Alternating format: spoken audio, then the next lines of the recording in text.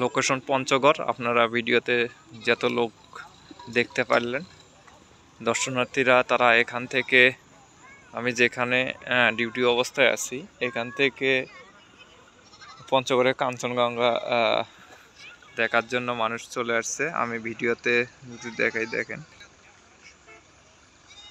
কিছুটা আসছে এখান থেকে, কিছুটা ভালো ক্যাম্প থাকলে দেখতে পারতেন আপনারা।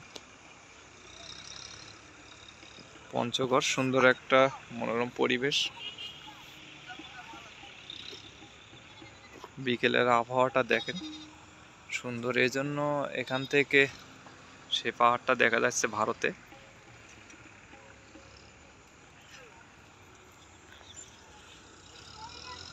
পঞ্চগড় বর্ডার সীমান্ত।